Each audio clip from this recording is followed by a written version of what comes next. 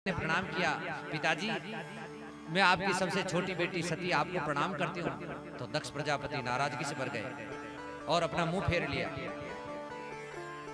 सती ने इधर जाके प्रणाम किया, पिताजी मैं प्रणाम करती हूँ, तो फिर इधर घूम गए वापस। अब तो सती ने देखा पिताजी नाराज ही नहीं बल्कि सख्त नाराज है,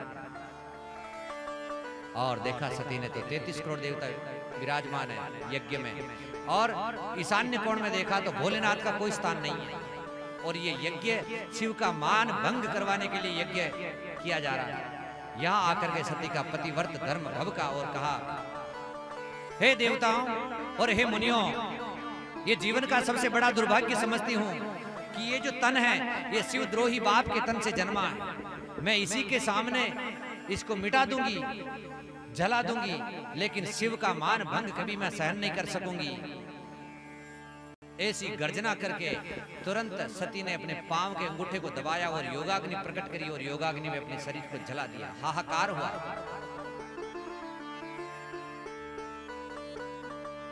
इधर भोलेनाथ के पास नारद जी पहुंचे, और नारद जी ने जाकर कहा, भोलेनाथ भोलेनाथ गजब हो गया, क्या हुआ? माता सती जल गई।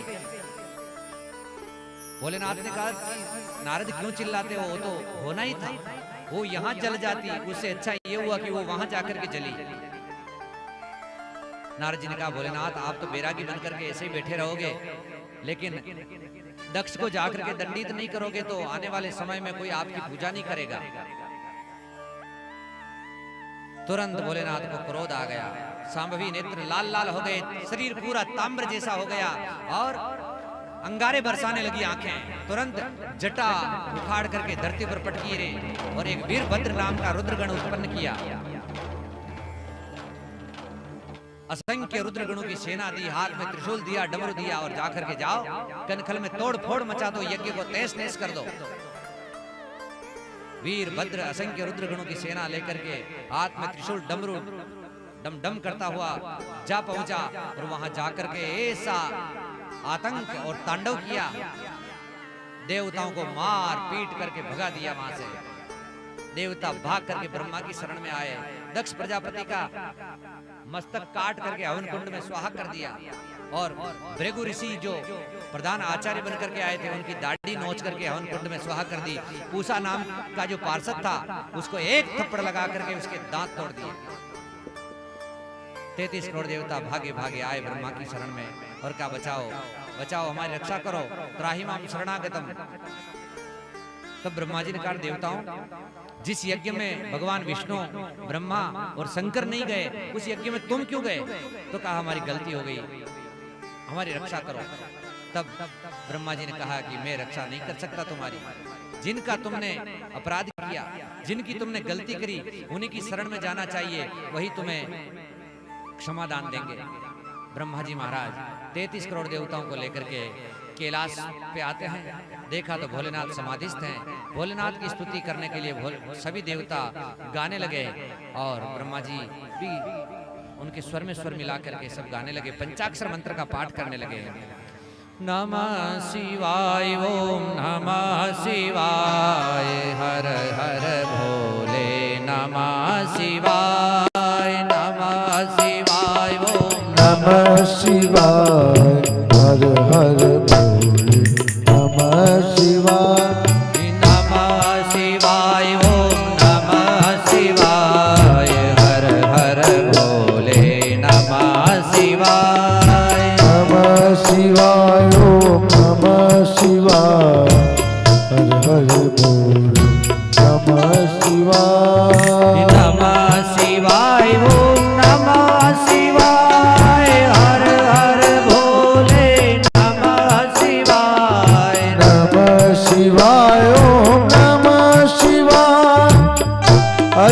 हर हर भोले नमः शिवाय, नमः शिवाय, ओम नमः शिवाय, हर हर भोले नमः शिवाय, नमः शिवाय, ओम नमः शिवाय, हर हर भोले नमः शिवाय, नमः शिवाय, ओम नमः शिवाय, हर हर भोले नमः शिवाय।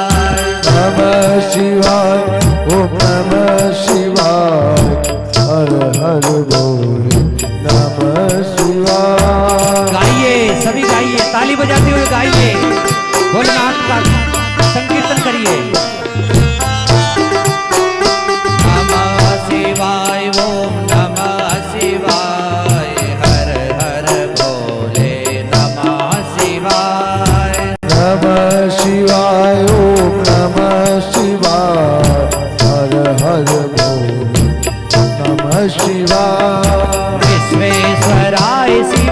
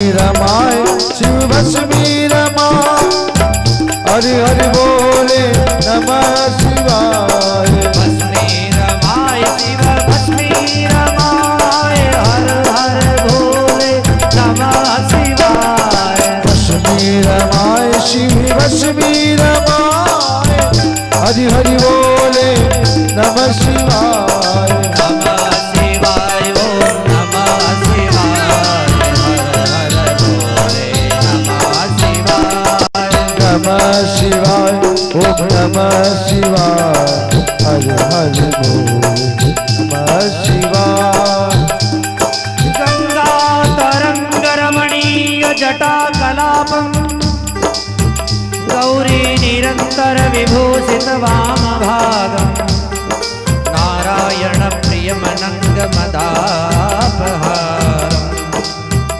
वाराणसी पुरपति भज विश्वनाथम वंदे देव उमापतिं सुरपुरं वंदे जगत्कारणं वंदे पन्नग भूषणं मृगधरं वंदे पशूनां पतिं वंदे सूर्य शशांक वह्निनयनं वंदे मुकुंद प्रियं नमः शिवाय ओम नमः शिवाय हर हर भोले नमः शिवाय नमः शिवाय ओम नमः शिवाय हरि हरि बोले नमः शिवाय विश्वेश्वराय शिव विश्वेश्वराय हर हर भोले नमः शिवाय विश्वेश्वराय शिव विश्वेश्वराय हरि हरि बोले नमः शिवाय विश्वेश्वराय शिव विश्वेश्वराय हर हर भोले नमः शिवाय विश्वेश्वराय शिव विश्वेश्वराय हरि हरि बोले नमः शिवाय नमः शिवाय ओम नमः शिवाय हर हर भोले नमः शिवाय नमः शिवाय ओम नमः शिवाय हरि हरि बोले नमः शिवाय अकाल मृत्यु मरता जो कर्म करे चांडाल का पर काल भी उसका क्या करता जो भक्त हो महाकाल का नमः शिवाय ओम नमः शिवाय हर हर भोले नमः शिवाय नमः शिवाय ओम नमः शिवाय हर हर बोले नमः शिवाय नमः शिवाय ओम नमः शिवाय हर हर भोले नमः शिवाय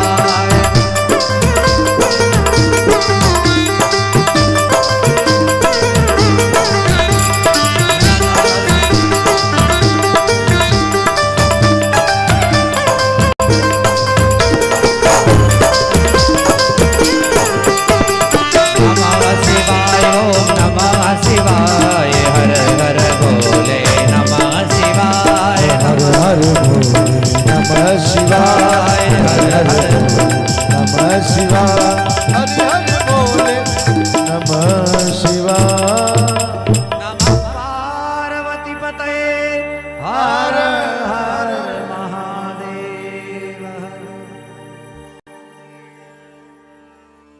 ये हाथ ऊपर क्यों करते हैं आपको पता है?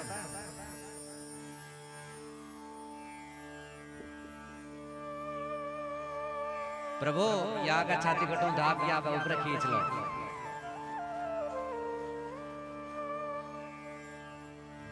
कितनी माताएं कह रही है एक हाथ ऐसे और एक हाथ ऐसे, थाके भी आनो है रटे भी पोता न पड़नानो है।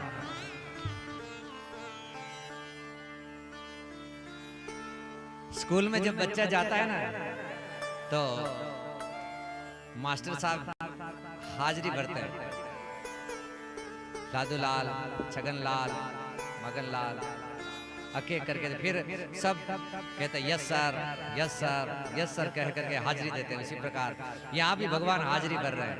नमः पार्वती पते हर हर महादेव हर। और हम सब भक्त भगवान के हैं इसलिए हाथ खड़े करके अपनी हाजिरी लगा देते हैं। हारे का सहारा है श्याम हमारा।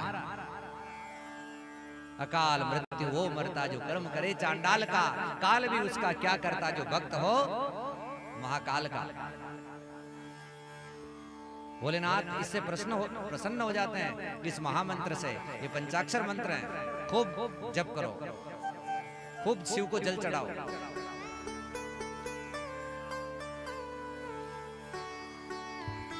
कुछ जीवन में चाहते हो तो शिव को पूजना पड़ेगा।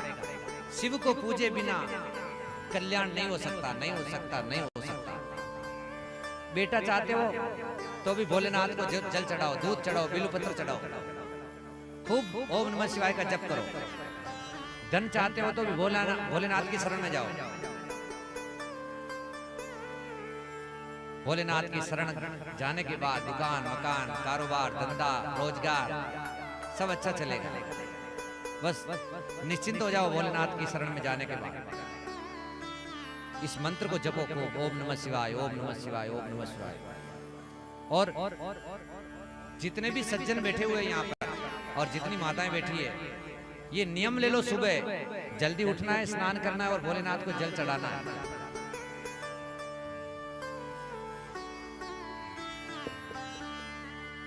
आप भोलेनाथ को लोटा भर के जल चढ़ाओगे ना तो दुनिया में आपके जो लोटियां भर रहे हैं तो वो लोटियां भरना बंद हो जाएगा। एक लोटा जल का तो चढ़ा करके देखिए, और भोलेनाथ प्रसन्न हो जावे तो ऐसी वैसी चीज मत मांगना।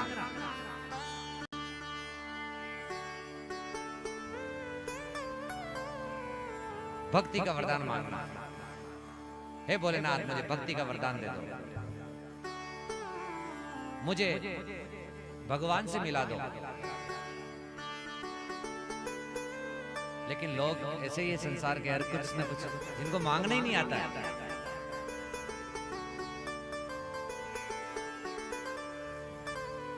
एक व्यक्ति को तंबाकू खाने की आदत थी, तो सोचा रे तंबाकू खाऊंगा, तो जेब से डिब्बी निकाली, चांदी की डिब्बी थी, इधर तंबाकू थी, तंबाकू लिया हाथ में, इधर से खोला डिब्बी को तो इसमें चूना नहीं, अब क्या करें, तंबाकू हाथ में की हाथ में रह गई, क्या करें। चलता चलता चलता गया तो आगे एक शिव मंदिर था, और मंदिर तो नहीं था, ऐसे ही चबूतरा था, उसके ऊपर शिव पिंड थी, और ठोकर लगी और धड़ाम से गिर पड़ा, तो वो माथा शिवलिंग के ऊपर जा टिका, चोट आ गई, मूर्छित हो गया वो तो बेचारा, घंटों तक पड़ा रहा, पार्वती से नहीं रहा गया। पार्वती कहने लगी भोलेनाथ अब तो संभलो। बोले क्या? कोई लोग आप पर जल चढ़ाते, कोई बिल्वपत्र चढ़ाते, कोई माला चढ़ाते, कोई प्रसाद चढ़ाते, ये तो पूरा चढ़ गया आपके, इसको कुछ न कुछ दो, इसको कुछ वरदान चाहिए दो। भोलेनाथ ने कहा कोई मजे वाली बात नहीं है। कहा नहीं भोलेनाथ आप दया करो, आपको कुछ न कुछ देना पड़ेगा। कहा मैं जानता हूं यहाँ कोई मजे वाली बात नहीं है और वरदान देने में कोई फायदा नहीं है। पार्वती ने कहा नहीं, आपको प्रकट होना पड़ेगा, और ये भक्त आपको धोख दे रहा है तो इसको कुछ न कुछ देना पड़ेगा। तो शिव जी प्रकट हुए। शिव जी ने कहा अरे भले आदमी खड़े हो, क्या चाहते हो तुम, मेरे धोख लगा रहे हो?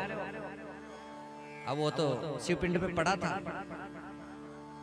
अरे भैया आंखें खोलो, तुम कौन हो, क्या चाहते हो, मेरे धोख लगा रहे हो।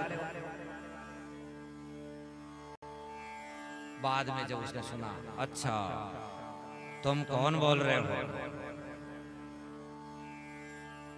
कहा मैं शिवपिंड से शिव प्रकट हुआ हूँ, साक्षात भगवान भोलेनाथ हूँ मैं, और तुम क्या चाहते हो, मेरे धोख लगा रहे हो। अच्छा तुम भोलेनाथ हो। अब वो उठ बैठ के बैठा, अच्छा तुम भोलेनाथ हो, क्या चाहते हो तुम। कहा मैं तुम्हारे को वरदान देना चाहता हूँ, तुम क्या चाहते हो, तुम मेरे धोख लगा रहे हो। अच्छा तुम भोलेनाथ हो तो लाओ चूना लाओ, लाओ चूना लाओ।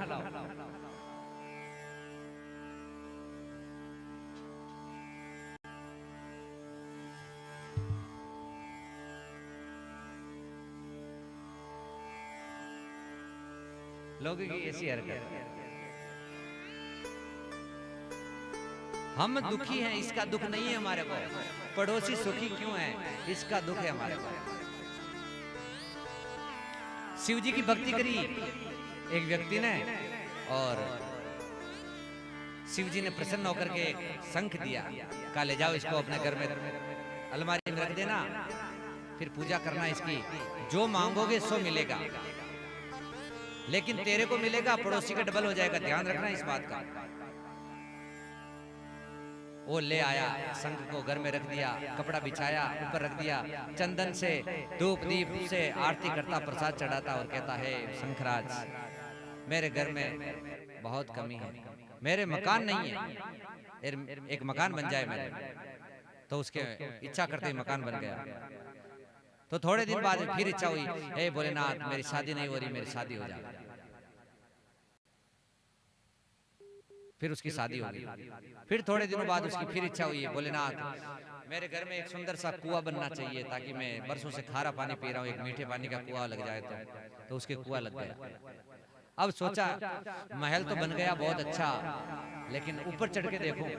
तो ऊपर गया, ऊपर जाकर के देखा तो खुद का महल तो बहुत सुंदर है, लेकिन पड़ोसी के 2 महल बहुत सुंदर। कहा था ना तेरे को मिलेगा, पड़ोसी को डबल मिलेगा। देखा तो उसके 2 कुएं और 2 पत्नियां। अब उससे रहा नहीं गया, पड़ोसी को दुख न देखने आयो, सुख न देखने आयो, तो तुरंत वापस नीचे आ शंकराज से प्रार्थना करी, हे शंकराज मेरी एक आंख फूट जाए, मतलब पड़ोसी की दोनों फूट जाए।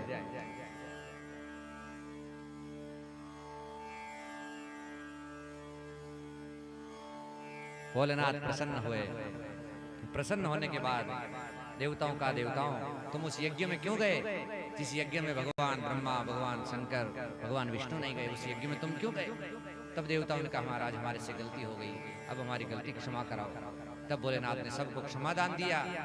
फिर ब्रह्मा जी ने कहा कि भोलेनाथ यज्ञ कोई सा भी हो उसको अधूरा नष्ट नहीं करना चाहिए, आप चल करके उस यज्ञ की पूर्ति करो।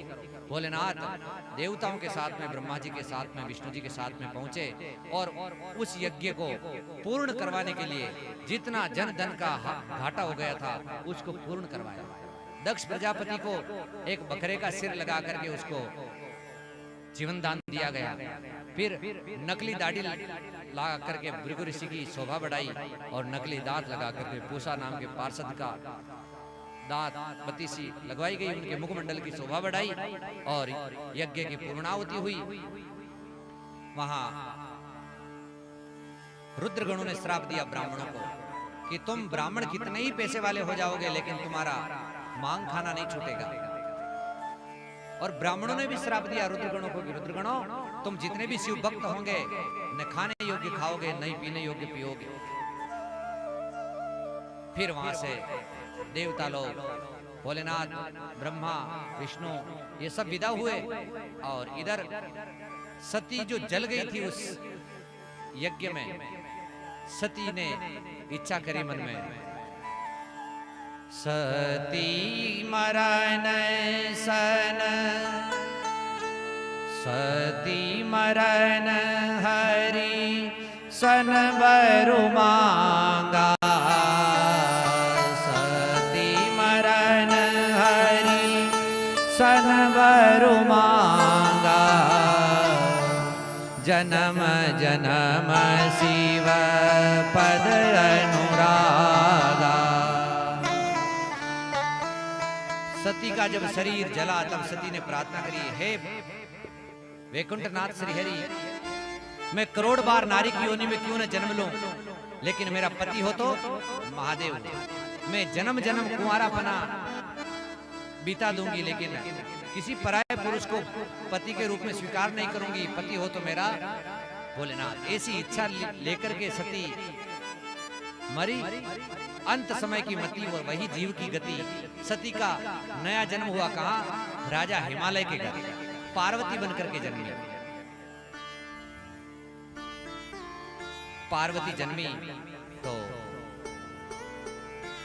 वहां रिद्धि सिद्धि अटकेलियां करने लगी, सुंदर सा वातावरण हो गया, सर्वत्र मंगलाचार हो गया। राजा हिमालय के इधर बेटी का जन्म हुआ।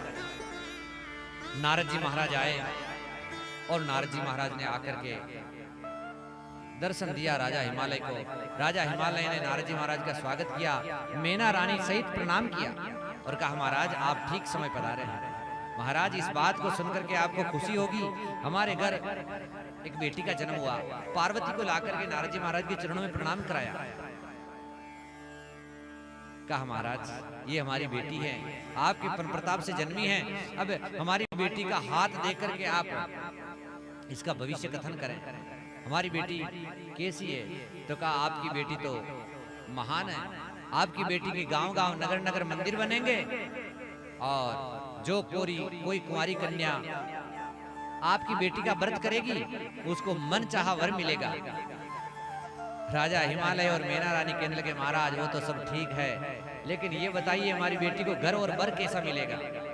तब कहा, ये न पूछो, इसको ऐसा पति मिलेगा जोगी जटिल काम मना नगन अमंगल वेश, ऐसा पति मिलेगा जो नंग धड़ंग रहने वाला, पहाड़ों में रहने वाला, जिसके कोई माता पिता नहीं होंगे बल्कि स्वयं सबका माता पिता होने वाला, ऐसा पति मिलेगा।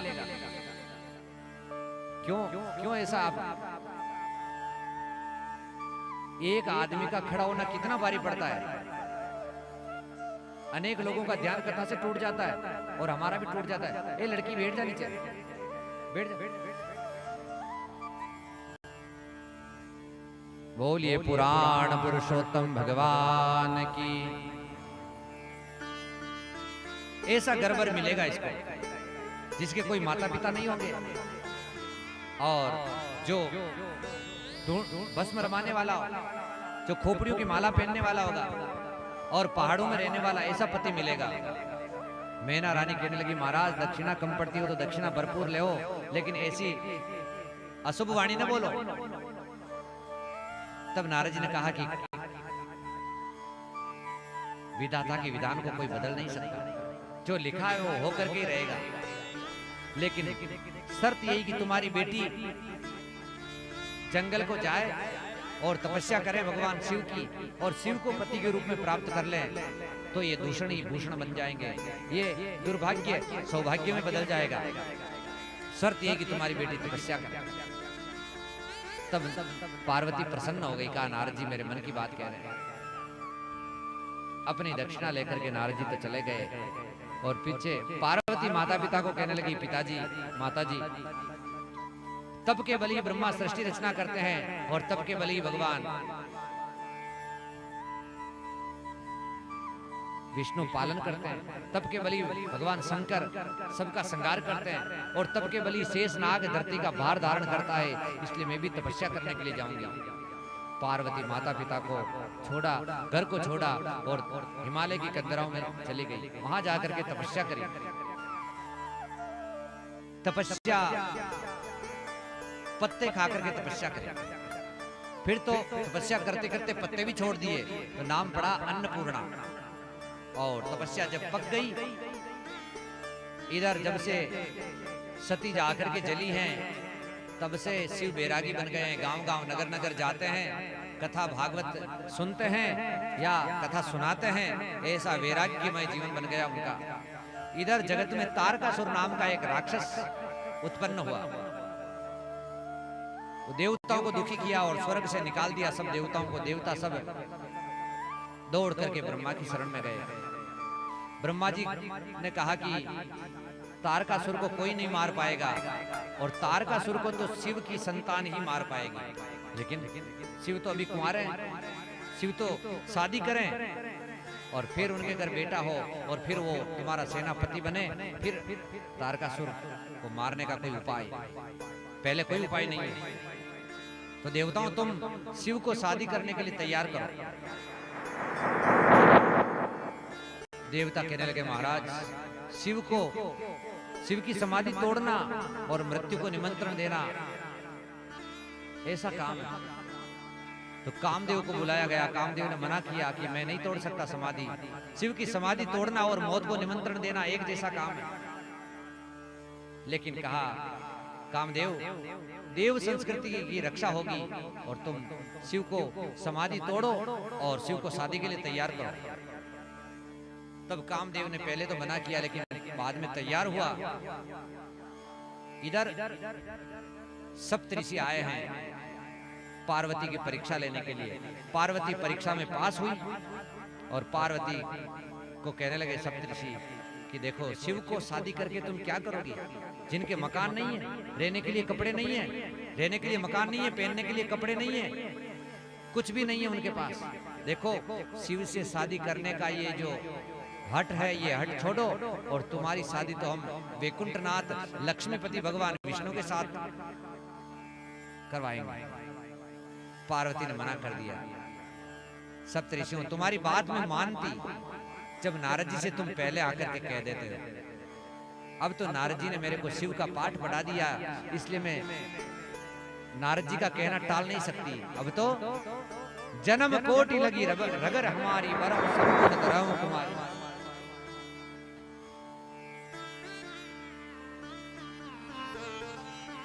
जन्म जन्मांतर तक मैं कुंवारी रह जाऊंगी लेकिन शिव को छोड़ करके किसी अन्य पुरुष को अपना पति नहीं बनाऊंगी। तब सप्तऋषि ने कहा हे पार्वती आपकी जय हो, हम तो आपकी परीक्षा लेना चाहते थे।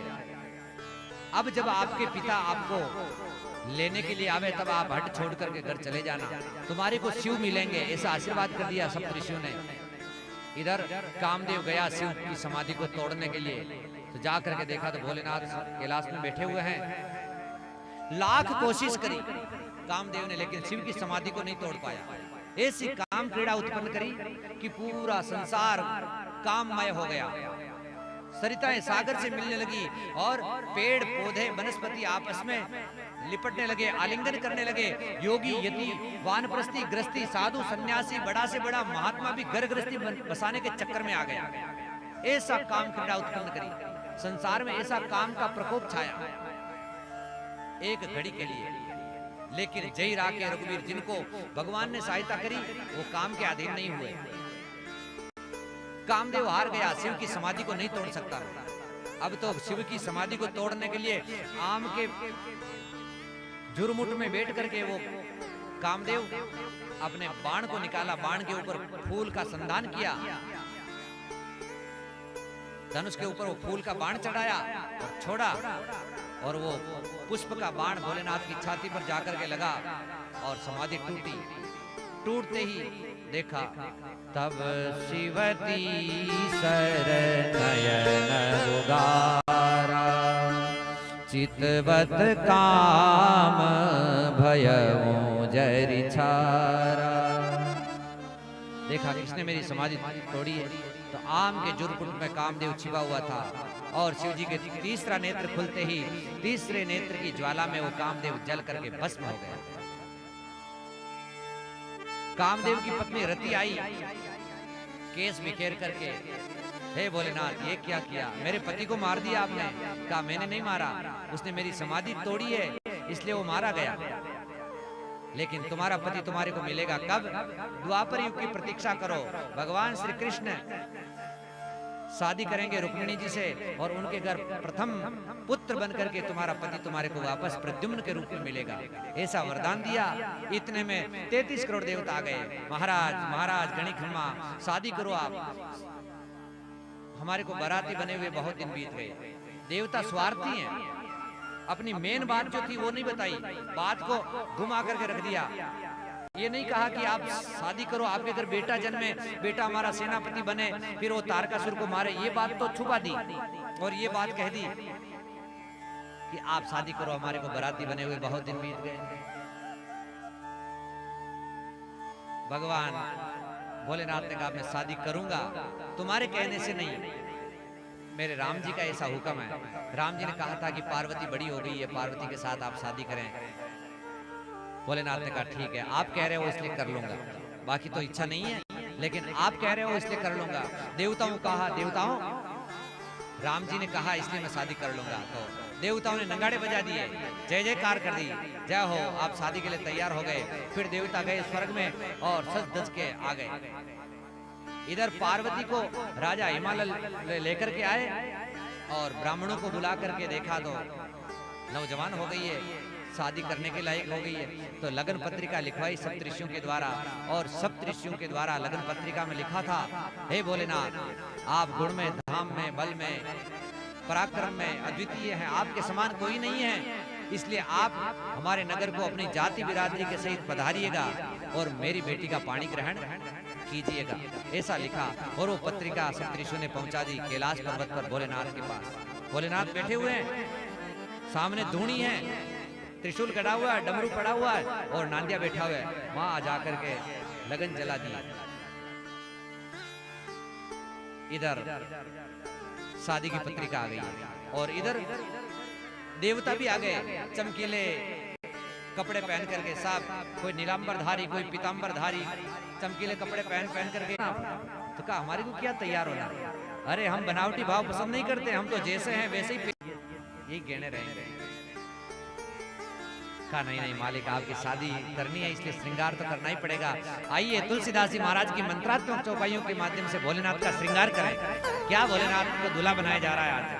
शिव ही शंभुगन करहि श्रृंगारा, शिव ही शंभुगन करहि श्रृंगारा, जटा मुकुट यही मोर सवारा, जटा मुकुट यही मोर सवारा।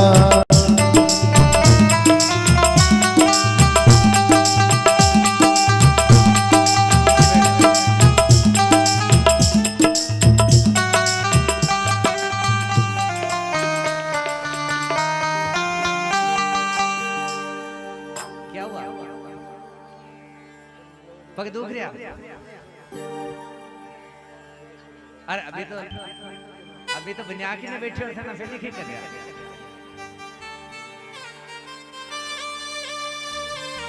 श्रृंगार हो रहा है भोलेनाथ का, सुनो, श्रृंगार को सुनना है। शिव ही शंभुगन करहि श्रृंगारा, शिव ही शंभुगन करहि श्रृंगारा, जटा मुकुट यही मोर सवारा, जटा मुकुट मोर सवारा। कुंडल कंकन पहिरे व्याला, कुंडल कंकन पहिरे व्याला, गोदी पटके हरि छाला, कनक गोरी पटके विशाला। कर त्रिशूल अरु डमरू विराजा, कर त्रिशूल अरु डमरू विराजा, चढ़हि बरात बजहि बाजा, चढ़हि बरात बजाहि बाजा। मंगल भवन मंगल भवन अमंगल हारी, भवहु सुदशरथ अजीर बिहारी, करहु सुदशरथ अजीर बिहारी। भोलेनाथ का श्रृंगार किया। अभी अभी शमशान में एक ताजा मुर्दा जला था, उसकी भस्म लेकर के आया एक रुद्रगण और भोलेनाथ को सिर पूरे शरीर के ऊपर, जैसे दूल्हे की पीठी चौपड़ते हैं वैसे पूरे शरीर के ऊपर भस्म लगाई। एक रुद्रगण गया पुष्कर के नाग पहाड़ में, वहां से बड़े बड़े लंबे 3 काले नाग पकड़ के लेके आया और भोलेनाथ को जनेऊ पहनाई। एक सांप को, जिस जटा में गंगा केत थी, उस जटा को सुलझा करके उसको मुकुट बनाया, उसके ऊपर एक सांप को लगा दिया, मोड़ लगा दिया, मोड़। और संसार में दूल्हा शादी करता है तो घोड़े पर बैठकर भोलेनाथ के घोड़ा नहीं नंदीश्वर के ऊपर सवारी करी और अब बारात रवाना होने का समय आया। देवता दौड़ करके भोलेनाथ के दर्शन करने के लिए आना चाहते, लेकिन भोलेनाथ ने कहा यहाँ पर सब देवता ही देवता आ गए।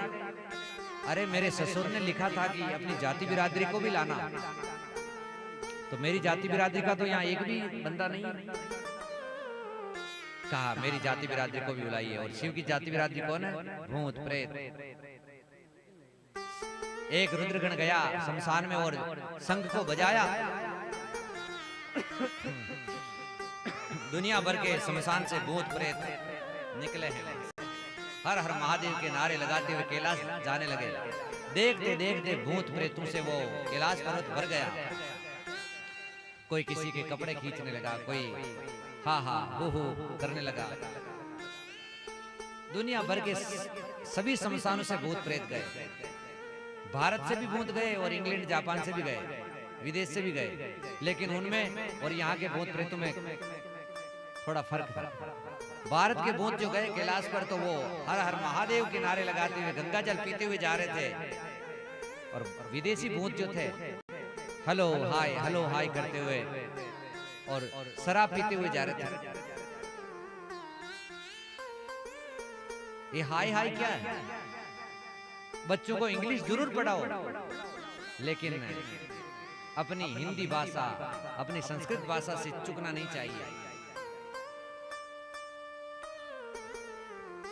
इतना सा कहने में कथा बहुत बढ़ जाएगी, लेकिन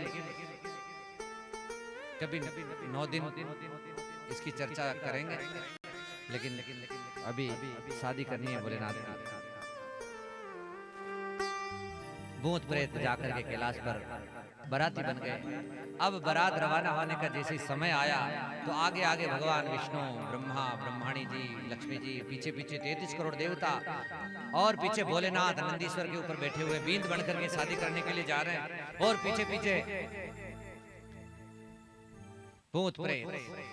बारात रवाना हुई, हिमालय नगर पहुंच रही है। इतने में 64 योगिनी से नहीं रहा गया, और 64 योगिनी ने कहा ब्याह में गीत ना हो, ये भी कोई हो सकता है क्या?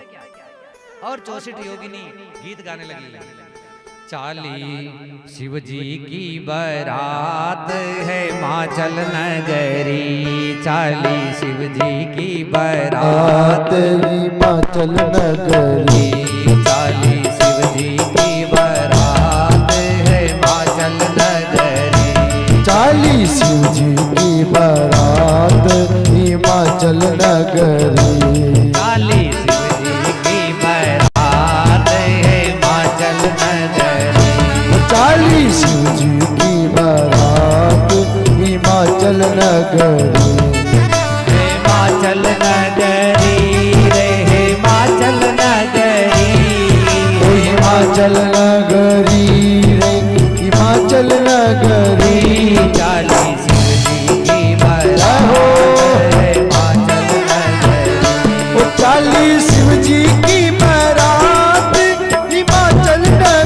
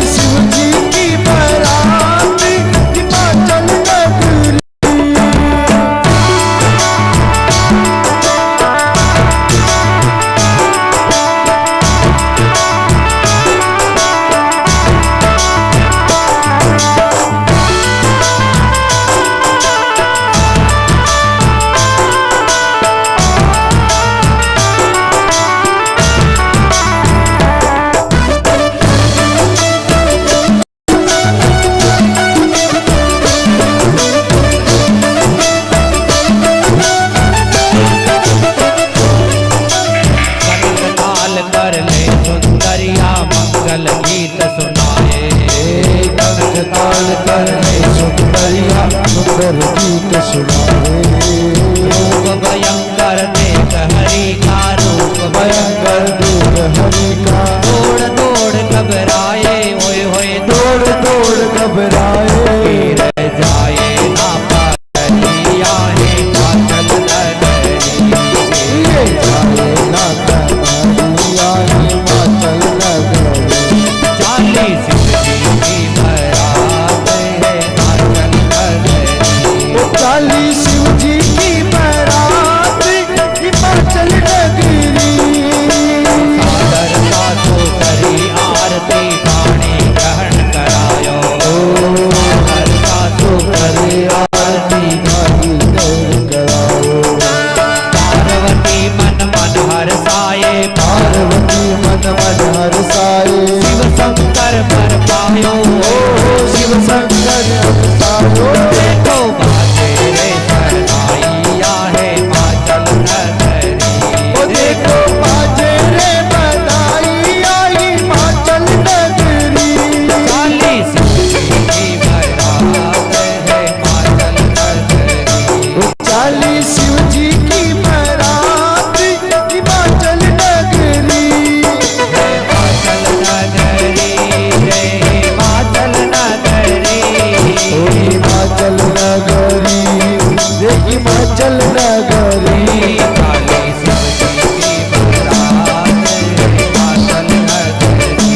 40 शिव जी की बारात हिमाचल नगरी। की बारात है हिमाचल नगरी। 40 शिव जी की बारात हिमाचल नगरी।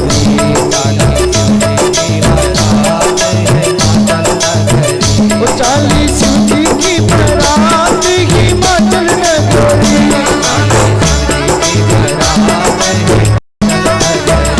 40 शिव जी की बारात हिमाचल नगरी।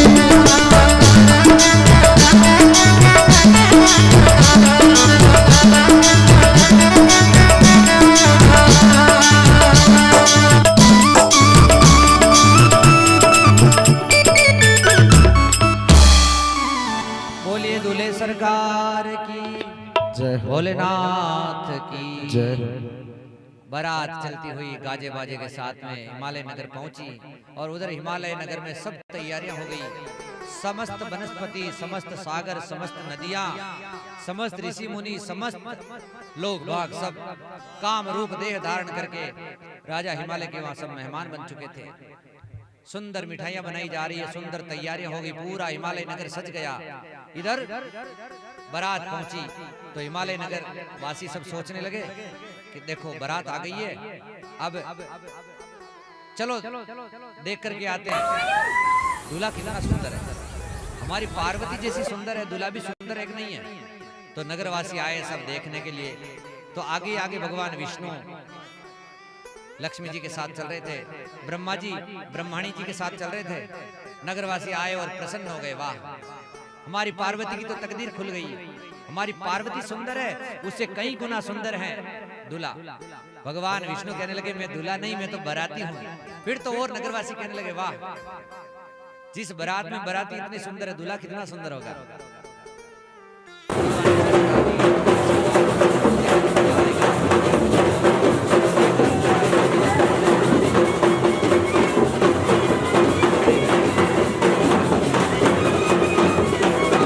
देवताओं को समझाए, देवताओं भोजनशाला का पता करो, भोजन कहाँ चल रहा है, जाकर के भोजन करके जनवासे में जाकर के रेस्ट करो।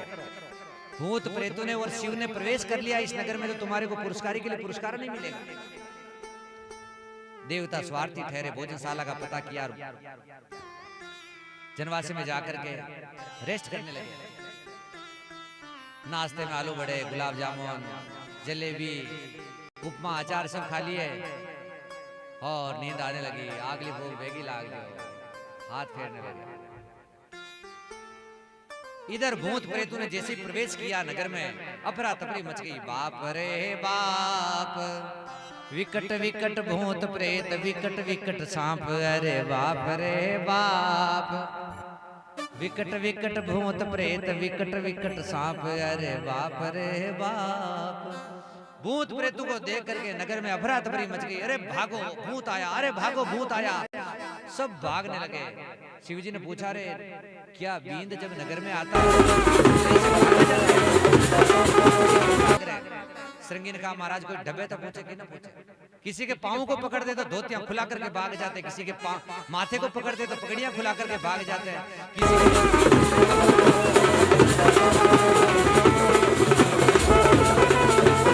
क्या ऐसी परंपरा है? क्या ऐसी परंपरा नहीं है, लेकिन आज से ही आप ऐसी परंपरा स्थापित कर रहे हो। छोटे छोटे बच्चे जो थे,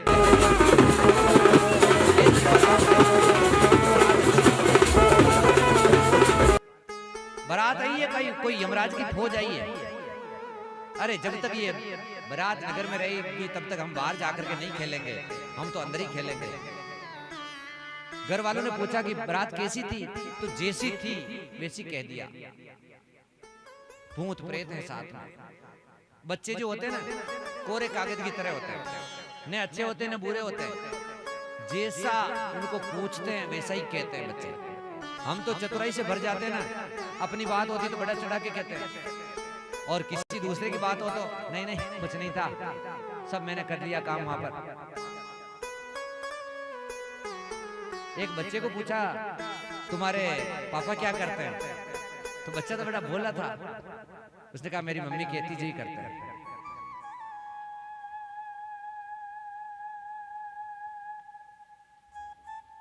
शिव जी भूत प्रेतों के साथ में ससुराल के दरवाजे पर जाकर के खड़े हुए। अंदर से सासू आई आरती उतारने के लिए, सोने का थाल, सुंदर कलात्मक आरती। तो सबसे पहले बींद की आरती उतारते हैं। तो आरती का ऐसा तरीका है, 3 बार भगवान के चरणों में, 3 बार फिर भगवान के नाभि मंडल पर, 3 बार मुखमंडल पर, और फिर 7 बार भगवान की पूरी प्रतिमा पर आरती उतारनी चाहिए। ये तो कोई कायदा है, लेकिन कोई आरती करने के लिए यहाँ आते तो ओके करे, आरती करे कोई गबा फाड़े की कह रही। आरती का भी तरीका होता है। सासू माँ आई आरती करने के लिए जमाई राज की, 3 बार पैरों में आरती करी, तब तक तो ठीक था, लेकिन अटपटा लगा जब आरती आई नाभि मंडल पर। जानवर की खालड़ी लपेट रखी थी। कहा ये कौन सा दूल्हा? अरे दूल्हा ऐसा होता है, दूल्हा तो सूट बूट कोट पैंट पहन के आता है। लेकिन घटना तो तब घटी जब आरती मुखमंडल पर आई। आरती करने लगी मुखमंडल पर, तब शिव जी के गले में जो काला नाग था वो भी नाच रहा था। आज मेरे यार की शादी है, आज मेरे यार की शादी है, यार की शादी है, मेरे दिलदार की शादी है, आज मेरे यार।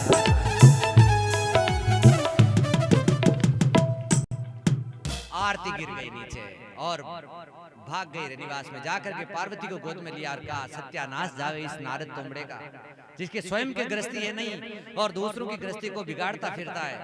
मैं समुद्र में कूद जाऊंगी, अग्नि में जल जाऊंगी, पर्वत से गिर जाऊंगी, लेकिन ऐसे भिख मांगे भिखारी के साथ मैं अपनी बेटी की शादी नहीं करवाऊंगी।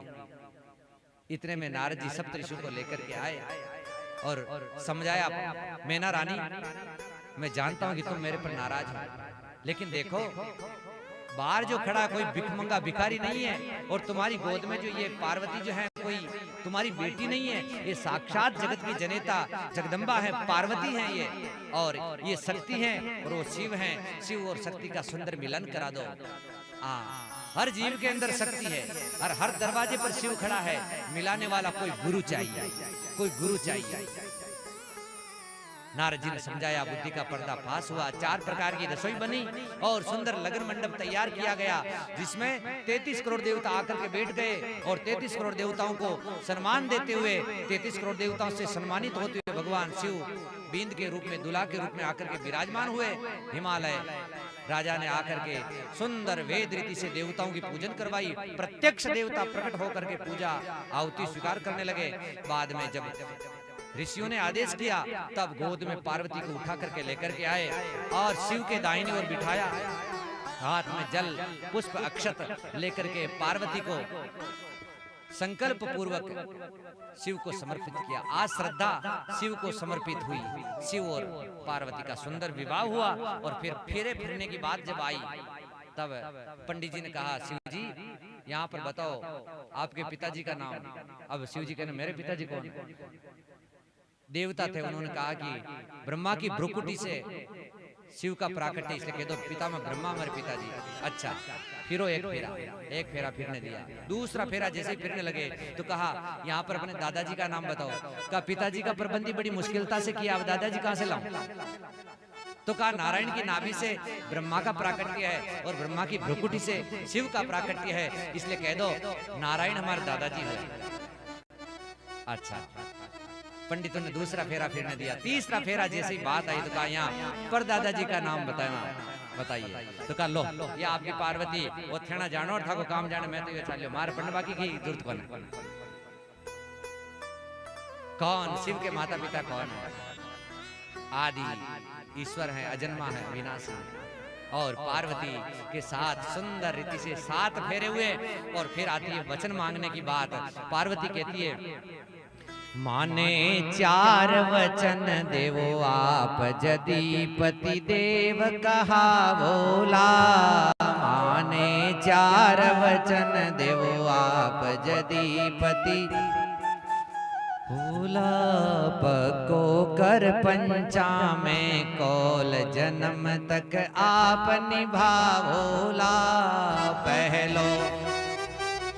पहलो पकड़ जीमणो हाथ, पहलो पकड़ जीमणो हाथ। बण जो मारा प्राण का नाथ, ओ बण जो मारा प्राण का नाथ। मारी नारी जन्म की नाव किनारे आप लगा भोला।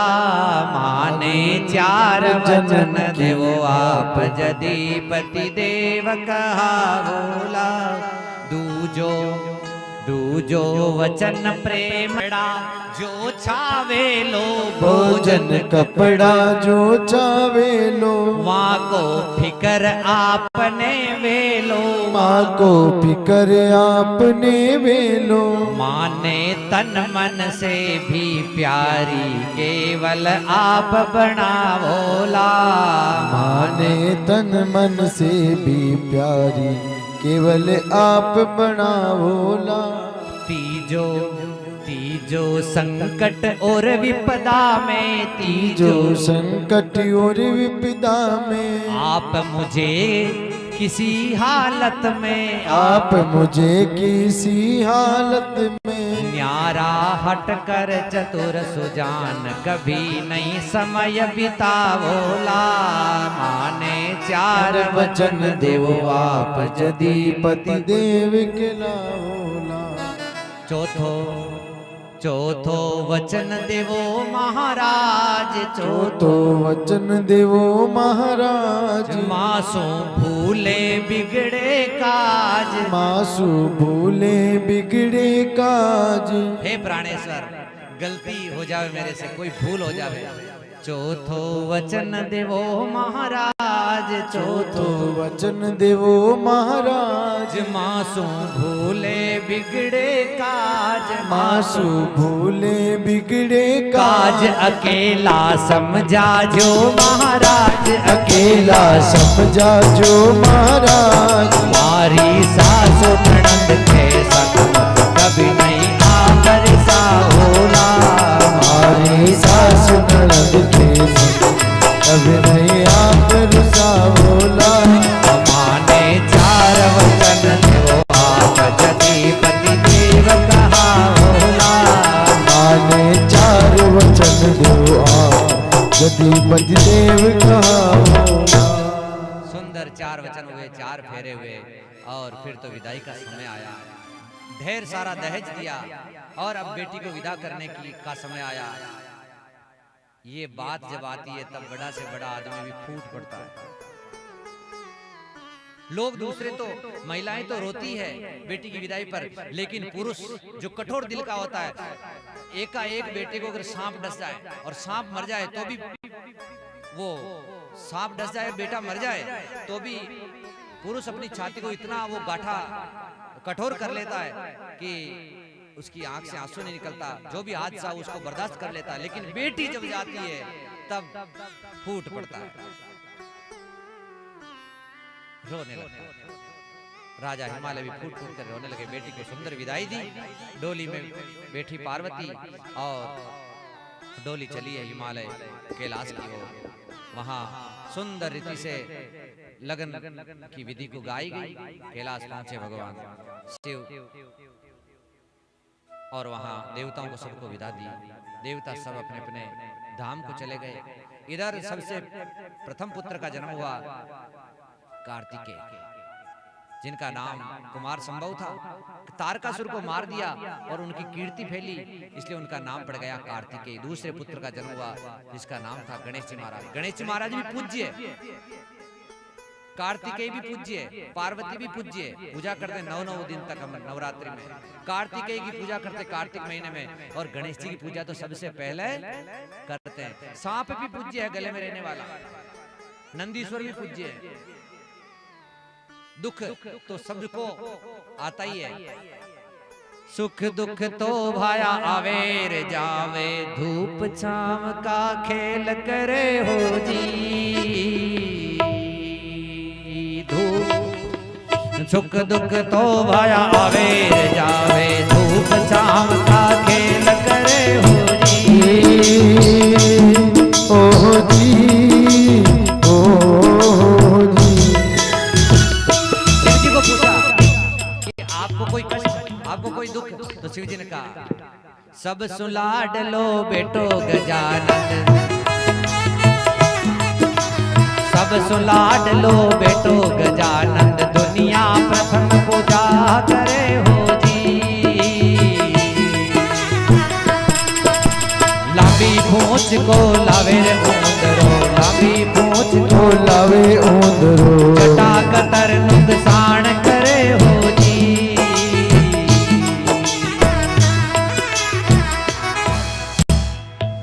का दूसरा दुख को कार्तिक जद के लाश में आवे, मोरिया की असवारी करे हो जी। कर कर छत्तर मोरियो नाचे, वासु मारो नाग डरे हो जी। पार्वती को पूछा कि आपको कोई दुख? तो कहा दुख तो है ही है। बोले क्या दुख? तो कहा 5 मुंडा तो है शिव जी के, और 6 मुंडा है कार्तिकेय के। बाप बेटा के 11 मुंडा, दुजो हाथी जो पेट भरे हो जी। घर को धनी मारो बैठे धुनी पे, कोडी को नहीं काम करे हो जी। इसलिए भजन बनाने वाले ने कहा सुख दुख तो भाया आवेर जावे, धूप छाम का खेल करे हो जी। भजले भगवान ने सब बेड़ा पार करे हो जी। ये सुंदर वेद रीति संपन्न हुई और यहाँ आकर के कथा को विश्राम दिया गया। इधर श्री सुखदेव जी महाराज कहते परीक्षित, अब मनु जी महाराज की बेटियों का वंश वर्णन आपने विस्तार पूर्वक सुना। अब मनु जी महाराज के जो सबसे बड़े पुत्र हैं, जिनका नाम है उत्तानपाद। उत्तानपाद के 2 रानियां हैं, एक तो सुनीति और सुरुचि। सुनीति के यहाँ छोटे से बालक का जन्म हुआ, जिनका नाम रखा गया ध्रुव। लेकिन सुरुचि जब से रहने लगी तब उसने कहा ये रहेगी तो मैं नहीं रहूंगी। तो राजा ने सुनीति का त्याग कर दिया और सुनीति बाहर एक कुटिया बना करके रहती है। लेकिन मन में इच्छा करती, संतों के साथ सत्संग करती और इच्छा करती कि राजा की दूसरी पत्नी को भी पुत्र हो। संतों ने कहा अब क्या चाहती हैं? तब कहा कि महाराज, राजा उत्तानपाद की दूसरी पत्नी है, उनके कभी अभी कोई लड़का लड़की नहीं हुआ, आप आशीर्वाद करें और उनके भी कोई पुत्र हो जाए। कहा कि जिस राजा ने जिस रानी की वजह से तुम्हारे को त्याग दिया और उनके भी पुत्र की कामना करती हो, तुम बड़ी साध्वी हो, जाओ हम आशीर्वाद करेंगे, उनके भी पुत्र होगा। तो समय मर्यादा जब पूरी हुई तब सुरुचि के भी एक पुत्र का जन्म हुआ, उसका नाम रखा गया उत्तम। एक दिन दोनों बच्चे बड़े हो गए, खेलते खेलते महाराज उत्तानपाद राज सिंहासन पर बैठे थे, उत्तम को गोद में लेकर के। तो ध्रुव ने भी देखा कि मैं भी अपने पिता की गोद में जाऊं। सिंहासन को पकड़ करके वो बालक ध्रुव भी गोद में चढ़ना चाहते, इतने में वो सुरुचि आ गई और सुरुचि ने कह दिया, अरे बालक, तो इस राजगद्दी पर बैठने का अधिकारी नहीं है। बोले क्यों, क्या ये मेरे पिताजी नहीं है? कहा ये तो तुम्हारे पिताजी हैं, लेकिन इनका पिता होना इतना जरूरी नहीं है जितना मेरा माँ का होना। तुम राजगद्दी पर बैठना चाहते हो तो जाओ जंगल में भगवान की तपस्या करो, और तपस्या करने के बाद भगवान तुम्हारे को वरदान मांगने के लिए कह दे तो उनको कहना कि मुझे सुरुचि के गर्भ से जन्म दो, और फिर मेरे गर्भ से जन्म लोगे और फिर बड़े होगे तो इस राजगद्दी पर बैठने के अधिकारी बनोगे। नहीं तो नहीं बैठ सकते। इस प्रकार हाथ पकड़ करके खींच लिया। बालक ध्रुव को बड़ा गुस्सा आया, रोने लगा, जैसे सोए हुए सर्प को कोई डंडा मार दे और फिर सर्प छिड़ जाता, उसी प्रकार रोता हुआ बालक ध्रुव माँ के पास पहुंचा। माँ, ऐसे गुण आप में नहीं है जो गुण माँ सुरुचि में है। आज मैं राज सिंहासन के ऊपर बैठना चाहता था, लेकिन माँ सुरुचि ने नहीं बैठने दिया। तो माँ ने कहा सुनीति ने कि बेटा, तेरे पिता तो मेरे को दासी मानने भी बड़ी लज्जा का अनुभव करते हैं। मेरे को रानी मानना तो दूर रहा, दासी मानना भी वो स्वीकार नहीं करते हैं। कहा मेरे को सुरुचि ने कहा जंगल में जाओ और नारायण की तपस्या कर और उनसे वरदान स्वरूप मेरे गर्भ से जन्म ले, फिर तू राजगद्दी पर बैठने का अधिकारी बनेगा। तो माँ ने कहा ध्रुव, तुम्हारी माँ ने अच्छाई कही। मेरे बेटे, मैं भी कहती हूँ तेरे को, तो अगर जंगल में जा रहा हो कल तो आज ही चला जा, और आज जा रहा हो तो अभी चला जा, और तपस्या करके उस परम पद को प्राप्त कर ले। इस राजगद्दी को समय आने पर लोग छीन लेंगे, लेकिन उस परम पद को प्राप्त कर ले जहां पर जाने के बाद वापस आना नहीं होता। माँ, तुम भी मेरे को जंगल जाने के लिए कह रही हो? कहा हाँ, अभी चला जा। और बालक ध्रुव भगवान की तपस्या करने के लिए, छोटे से 5 वर्ष की अवस्था है उनकी, घर से निकल पड़े। इधर नारद जी मिल गए।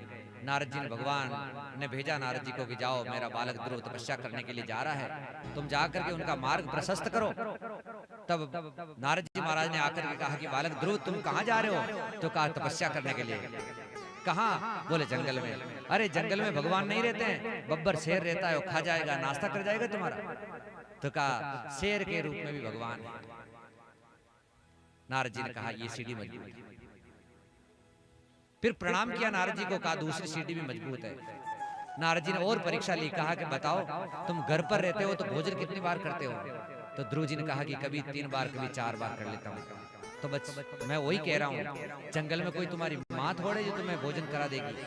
तो कहा मेरी माँ ने कहा, जब मैं मेरी माँ के पेट में था तब भी उन्होंने मेरा पालन पोषण किया, और जब मेरे मुंह में दांत नहीं थे तब मेरी माँ के स्तन में दूध की व्यवस्था करके परमात्मा ने मेरा पालन पोषण किया।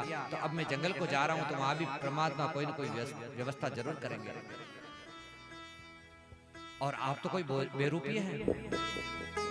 मैंने सुना है कि जिसको नारद जी मिल जाते हैं, नारद जी तो भगवान से मिलाने वाले होते हैं, और आप तो मेरे को वापस संसार में भेज रहे हो, आप नारद जी नहीं हो सकते। कहा बालक, मैं नारद ही हूँ और मैं तुम्हारी परीक्षा लेने के लिए ये परीक्षा कर रहा हूँ तुम्हारी। अब आओ मेरे पास, मैं तुम्हें साधना का मार्ग बताता हूँ। ध्रुव जी महाराज पास में गए और नारद जी महाराज ने हाथ रखा माथे पर, सब अशुभ नष्ट हो गए, और ओम नमो भगवते वासुदेवा ये मंत्र दिया और कहा जाओ तुम यहाँ से चल करके वृंदावन जाना, यमुना में जाकर के त्रिकाल स्नान करना, और फिर पीपल के वृक्ष के नीचे बैठ करके मधुवन में तपस्या करना, भूख प्यास को सहन करना और भगवान का ध्यान करना। इस प्रकार मार्ग बता करके नारद जी महाराज की 3 परिक्रमाएं करी ध्रुव जी ने, और सीधे चल गए वृंदावन। वृंदावन जाकर के यमुना में त्रिकाल स्नान किया, और स्नान करने के बाद पीपल के वृक्ष के नीचे आसन लगाया, प्राणायाम के द्वारा अपने मन को जीता। मन को जीतने के बाद भगवान की साधना करने लगे। फल खा करके साधना करी, फिर फल खाना छोड़ा, पत्ते खा करके साधना करी, फिर पत्तों को भी छोड़ा, जल पी करके साधना करी और जल को भी छोड़ दिया। अब तो वायु पी करके, श्वास लेकर के साधना करते हैं। लेकिन 4-5 महीने बीतने के बाद तो हवा को भी छोड़ दिया और 7 दिन में एक बार श्वास लेते हैं और भजन चल रहा है। ओम नमो भगवते वासुदेवाय, ओम नमो भगवते वासुदेवाय, ओम नमो भगवते वासुदेवाय।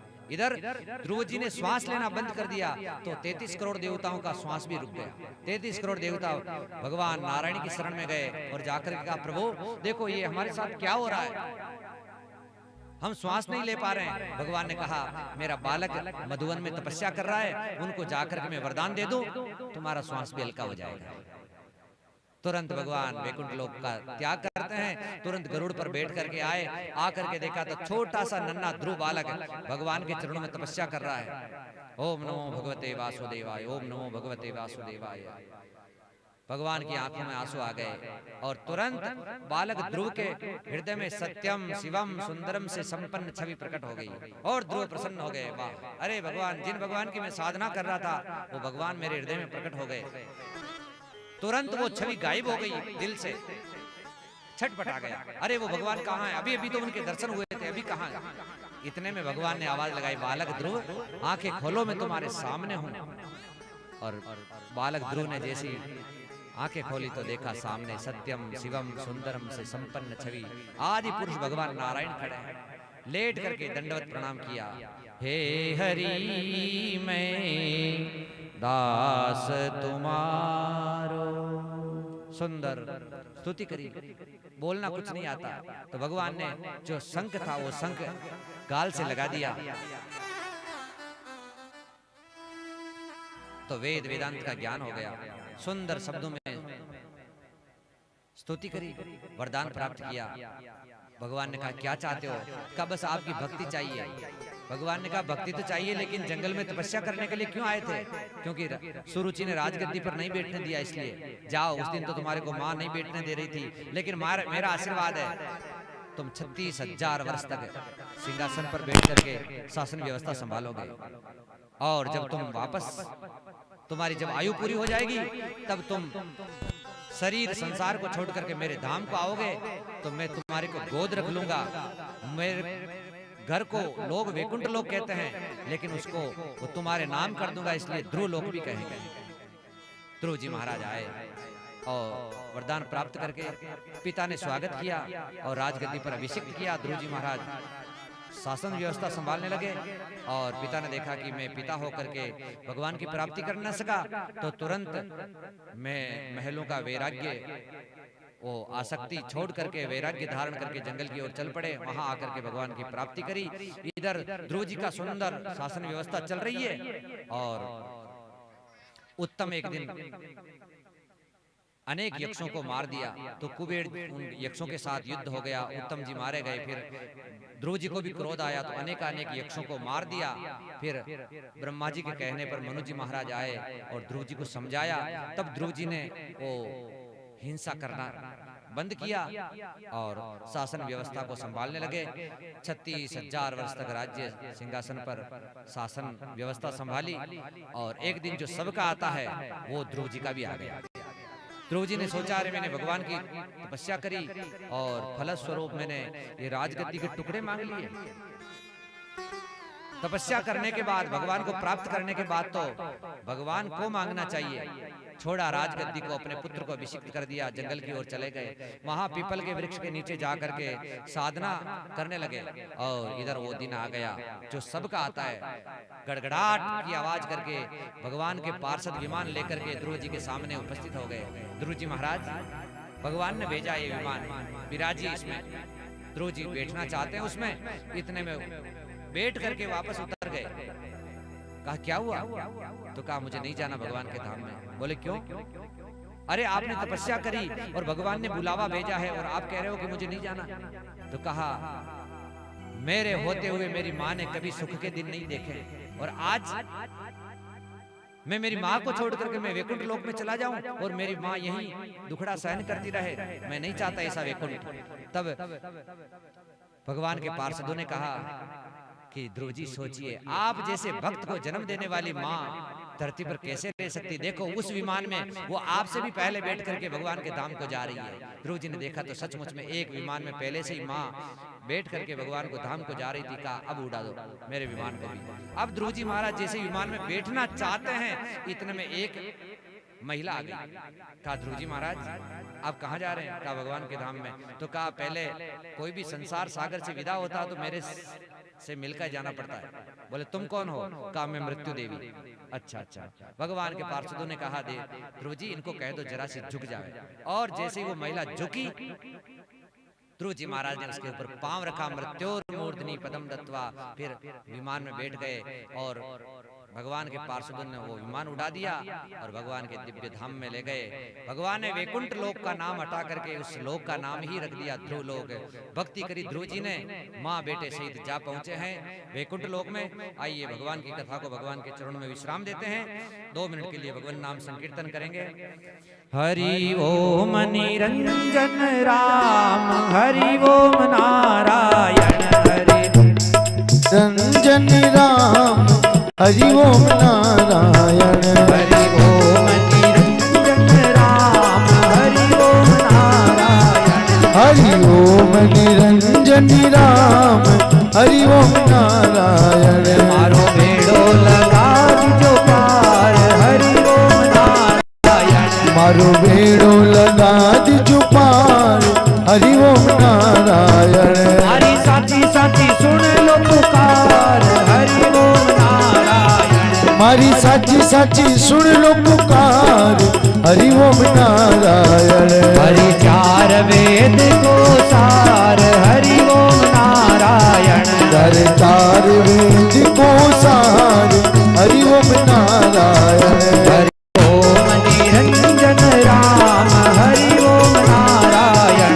हरि ओम निरंजन राम, हरि ओम नारायण। हरे कृष्ण कृष्ण कृष्ण कृष्ण हरे हरे, हरे राम राम राम हरे हरे। पवन तनय संकट हरन